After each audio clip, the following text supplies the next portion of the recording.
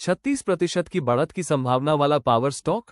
क्या एनटीपीसी अगला मल्टीबैगर मौका है? ये बड़ी कंपनी, लार्ज कैप, मुख्य रूप से राज्य की बिजली कंपनियों को बड़े पैमाने पर बिजली बनाने और बेचने का काम करती है। साथ ही ये प्रोजेक्ट मैनेजमेंट और सुपरविजन, एनर्जी ट्रेडिंग और कई अन्य सेवाएं भी देती है। एक ब्रोकरेज फर्म द्वारा इसके शेयरों में 36% की बढ़त की संभावना जताए जाने के बाद ये शेयर चर्चा में आ गए हैं।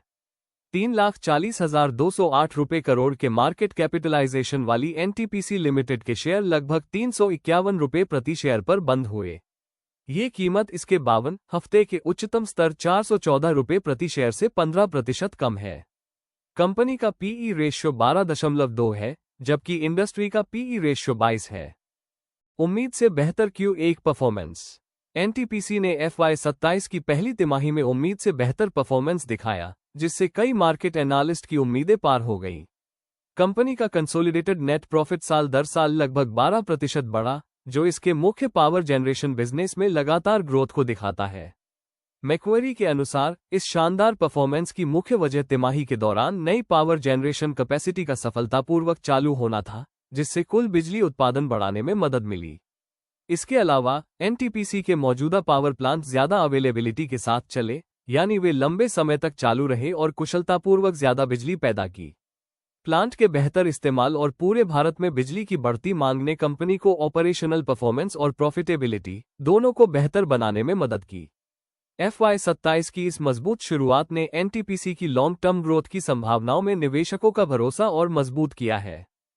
क्षमता 90 गीगावाट के पार। इस तिमाही में एनटीपीसी ने अपनी बिजली उत्पादन क्षमता में 1.8 गीगावाट की नई क्षमता जोड़ी। इसमें 820 megawatt thermal power, 250 megawatt hydro power और 730 मेगावाट रिन्यूएबल पावर शामिल थी। अब ग्रुप की कुल इंस्टॉल्ड उत्पादन क्षमता 90.9 गीगावाट हो गई है।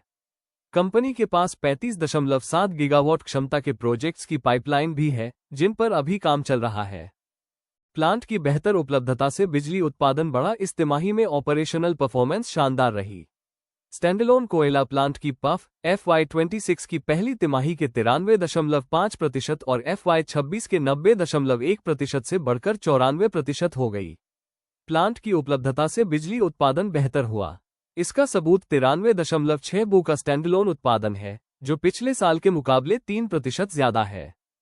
रिन्यूएबल एनर्जी के मामले में मिली जुली परफॉर्मेंस रही। रिन्यूएबल पोर्टफोलियो में सोलर एनर्जी एसेट्स का इस्तेमाल ज्यादा रहा, जिसका कामकाज पर अच्छा असर पड़ा।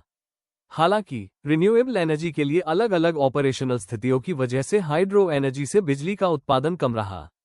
इसके बावजूद कंपनी ने रिन्यूएबल और पारंपरिक एनर्जी दोनों तरह के पोर्टफोलियो को विकसित करना जारी रखा।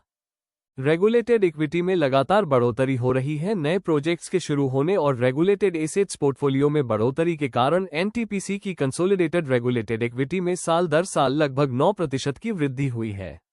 रेगुलेटेड इक्विटी पोर्टफोलियो बड़ा होने से कमाई में लगातार बढ़ोतरी होती है, क्योंकि रेगुलेटेड प्रोजेक्ट से लंबे समय तक भरोसेमंद इनकम मिलती है। मैक्वेरी का नजरिया पॉजिटिव। तिमाही के शानदार नतीजों के बाद मैक्वेरी ने स्टॉक पर अपनी आउटपरफॉर्म रेटिंग बनाए रखी है और इसका टारगेट प्राइस 480 रुपये तय किया है।